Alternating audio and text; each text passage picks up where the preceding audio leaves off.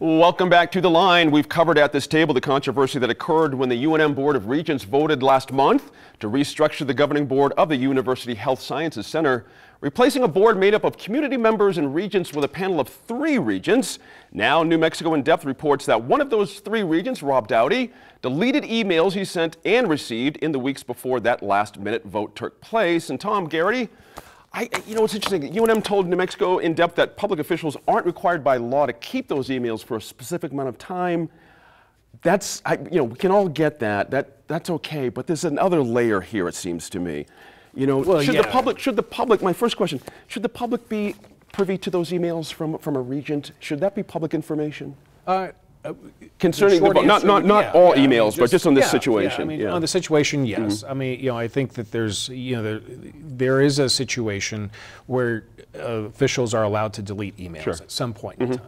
But deleting them as quickly as that person did definitely raises questions. And you go, well, what are they trying to cover? Now, other regents, just through Freedom of Information Act, or IPRA rather, they've been able to piece together the general conversation. So it's not like a piece of the discussion has just gone absent. But I think that there's a legitimate discussion about intent, about what is available for the public good and for the public consumption. Interesting. Janice Arnold-Jones, pick up on that. You've on both ends of this. I'm sure all of your emails you would not have liked to have been out in the public when you were a public official. And public officials certainly have a right to some privacy in conversations, but we're a situation here where you've got a vote coming up on something so extraordinary. Should that have been public information in your view? I think so, and there are a couple of lines. So I actually think public officials should be held to the same rules that we hold private companies. And that rule is if you're doing business, you actually have to hold them. And if you're doing business on another service that affects your company, you are obligated to copy them. And so do I think there is inherent privacy? Sure, there's privacy, but there were some things that were not right here. And I have to tell you right from the get-go, I remember when the University and Health Sciences split. And I think there is some terrific logic about having one president, but the way that this happened gives me no confidence in the administration. Your thoughts on this? I mean, you teach ethics. Right. And I'm just really curious where you're coming from. There's that crazy word again. Ethics, right. It is indeed. It is. When we're talking about New Mexico state government. And thank God you do, Harry Van Buren. Yes, you move closer to Harry, and then he starts dropping the ethics word. I'm getting nervous. Well, I think there's a couple of things that are going on here. I think Janice's point about the retention of emails and trying to apply the same sort of standard. I mean, what's the rush? We're talking about 2016. It's not like email space is at a premium. So the fact that the emails were deleted so quickly, but indeed the entire process seeming to go so quickly. So everything going from Friday to the following Monday, some of the regents not really being in the loop. That is part of it, isn't it? It makes the deletion look a little bit different when you have the speed thing here. Well, it really ties into a narrative that the whole process was rushed and there's something nefarious behind that. And there really does need to be much more assurance of the general public, given how radical this change was. Now going back to the way it was before, but the previous process that led to the structure that has just been gotten rid of was a result of a multi-year sort of process where there was community involvement and all sorts of things like that. So when you have a rush process combined with emails being deleted so quickly, it raises questions and it ties into a lack of trust in New Mexico state government institutions. Let me go back to that word that Dan doesn't like, ethics, for a quick second. You didn't say that. However, is this an ethics issue in your view, or is it about something else? Is this an ethical problem, deleting these things? Well, to me, transparency is one of the fundamental ethical duties that any public institution owes the general public. And the fact that these might have been on a personal email account, obviously this has come up in other sorts of political contexts, but from my perspective, if you're doing the public business, that sort of information ought to be publicly available, whether it's a New Mexico state region or anybody else. And the fact that this was an offline sort of system that could be deleted very quickly, it does really raise a lot of concerns across the political spectrum. Interesting point there. Yeah. What do you think?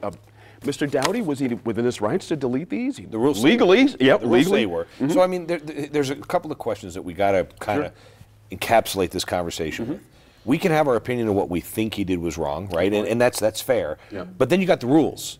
and he didn't violate the rules. He didn't do anything that seems to lead to the level so far that he violated any codes, any laws, any statutes. So I mean, we may want to say that they should keep them longer, but like Janice said, if we want them to keep them longer, then make the rules say they got to keep them longer, and then you hold them accountable. Right. I think there is clearly some questions. I say that tongue in cheek. There's some questions when we're doing this for cost savings, and then you interview the person right afterwards. He goes, "Well, I really don't know where we're going to save any money." That's right. That kind of Mr. Dowdy being the person. That kind of leads to some issues. There have been issues from the longest time, even when I was in the legislature. I don't think people realize what a gem and an anchor the Health Science Center is on the University of New Mexico. Good point. And so, even though we talk about, well, there was this real big rush, I think the reality is, in my opinion, and I haven't talked to anybody, the administration may have made the decision that they didn't like the way the move went. And granted, they spent a lot of time making that move the first time. It doesn't take a lot of time to say we want to go back to the way it was. Sure. And so, at some point, there's a lot of talk about he should have brought in other regents sooner. You can't bring another regent sooner. Once you discuss it with a quorum of regents, you have what's called a rolling quorum, which you're not allowed to do. And so I think that this was probably a snafu that could have been handled a little bit better. Right. I think that it could have been done in a way that probably more people would be sitting around scratching their head and saying, I don't agree with the policy decision, and that's a fair conversation. Yeah. But when you as the person making this decision allow the water to get muddied about things like ethics and transparency, instead of just allowing someone to draw a line and say, I have a policy disagreement with you, you have no one to blame but yourself. Interesting point. Pick up on that, if you would, Harry. Sure. It just, the idea that, there's the law, there's the legalities of this, but you have a responsibility when you're a regent, it seems to me, that you're also responsible for the tone and tenor and public opinion about your situation. Right. And you have an obligation to be straight with the public because of that, it seems to me. Is that reasonable? Yeah, I absolutely think that's reasonable. And again, we have to go back to the fundamental question. What was the rush behind the initial policy in the first place? Right. And then what's the rush to delete the emails? And so whether it's within the rules or outside the rules. UNM, the Health Sciences Center, is a real gem, as Dan pointed out. It's an incredibly important medical facility. It trains doctors. It's excellent in rural medicine and all sorts of other things. When you're talking about such a momentous sort of change, it strikes me that merits a little bit more than 48 hours of conversation followed by a vote. And it has to involve a broader set of stakeholders. I think one of the big concerns about the structure that we're going back to is 3 political appointees of the governor who are overseeing the enterprise at HSC, as opposed to the structure that was there before, where you have 2 community members. There you go. Good stuff there. Now, shift to another topic, also concerning the University of New Mexico. A petition to replace UNM's official seal is gaining attention. That seal, which depicts a Spanish conquistador and a frontiersman, is offensive and insulting to natives, say members of Native American student and advocacy groups, the Kiva Club, and the Red Nation. Those are 2 separate groups. The current UNM seal has been stamped on diplomas since about 1969, but earlier iterations of the seal have featured a conquistador and a frontiersman since the early 1910s. Janice, it's an interesting thing when you look at it. We've all seen it, but not really honed in on it the way I did getting ready for this segment. Did you have an emotional response to this when you looked at different now that you have some protest out there? I think my response is still the same. The seal to me was a piece of art that was created by a number of people, and it represents nothing more than the piece of art, and so that's the seal. And looking at it in a bigger scope, do we really want to go and erase every negative that is in our history, which I believe in being inclusive, but here's the history, and there was a big piece of history that was missed. But do we really want to take out this middle piece of history by saying, "Oh, this is racist. We should not look at this piece of art"? I think we miss a lot, and I think you have to memorialize the bad things. What gets missed in your view? What gets missed if things are removed, I guess, in this kind of a situation? That one, that we were non-inclusive, that we overlooked entire groups of people. And in the negative, there is a void, but there is something there. But if you take away that, then we forget that there was that negative. Interesting point there. Tom, two different things. Conquistador, we've had a lot of controversy around our state and here in this very studio, as a matter of fact, on that issue. But the frontiersman part's interesting to me. That was like, I don't get the connection for New Mexico and all, besides being a frontier state, but you know what I mean. With the get-up, you know what I mean? It's kind of a big point. Right, exactly. I was thinking talk Lincoln County. Right, exactly. That's a good point. But with the buckskin and all that kind of thing, as it's depicted, it didn't feel very New Mexican when I look at it straight on like that. Well, it's I think it's a good conversation to have. Yeah. When you look at the seal itself, you kind of wonder what were they thinking anyway, right? Because it's a seal, and you know that there's a story behind it. Sure. I think that the university could probably win a lot of advocates if they address the issue and perhaps redo the seal. I mean, we're not talking about taking anything out. You show the seal to most people who graduate from the University of New Mexico, ask them to explain what the seal stands for, and they're all going to be scratching their heads, going, "Oh, I don't know." I mean, you got two dudes in a something. Right. And so I think there's an opportunity for the university to really kind of say, let's bring everybody to the table. Yeah. Let's focus on this, and let's come up with a solution. The good news, Harry Van Buren, is Dr. Frank has said, Yeah. I'm willing to listen. Yeah. If folks have a grievance with this, let's talk about it. That's a good And start. I think this is a really good opportunity to, as Tom pointed out, to bring everybody together to talk about what the seal means. I think this is different than, say, the controversy at Princeton University involving Woodrow Wilson. I mean, where Woodrow Wilson is an actual person who existed, and to erase him from the history of Princeton would just be an incredible mistake. Right. There you really need to contextualize it. Here we're actually talking about a picture, and it's a picture that can certainly change. And in doing research for today, I learned that there is a New Mexico flag oath. And the New Mexico flag oath, let's see if anybody can cite it together, is, I salute the flag of the state of New Mexico, the Zia symbol of perfect friendship among united cultures. Said every day at the legislature at the opening of both sessions. Oh, nice. I like the way you picked up on that. Legislators here. And so it strikes me that there's an opportunity here for a new seal to reflect exactly that oath. Right. New seal? Is that a good idea? Or do we lose something, as Janice said? Listen, I'm gonna throw you into a lather. It's gonna happen. And a constant lather, dude. I'm there already. No matter what. Who cares?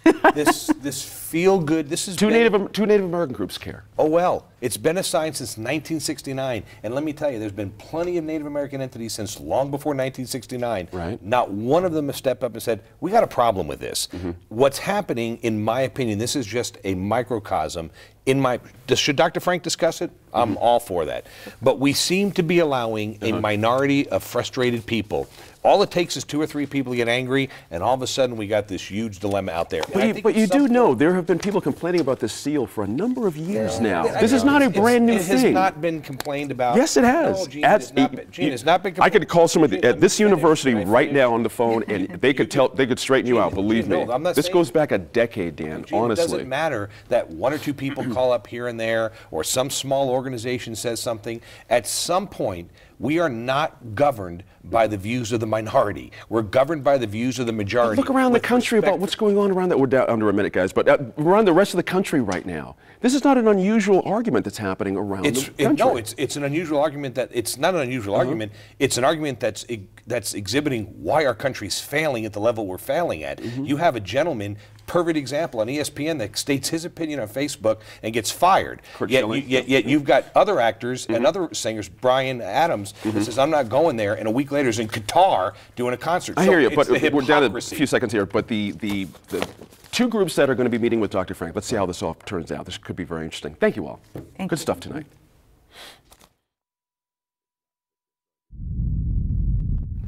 I'm Gene Grant. Thanks for joining us this week for New Mexico in Focus. And as always, we appreciate your time and effort to stay informed and engaged.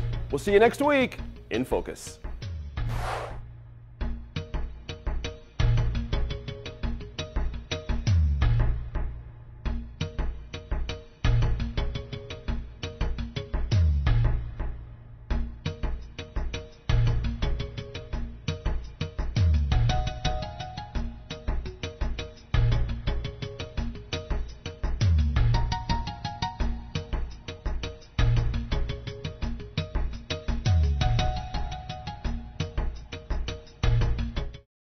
Funding for New Mexico in Focus provided by the McCune Charitable Foundation and the Nalita E. Walker Fund for KNME-TV, the KNME-TV Endowment Fund, and viewers like you.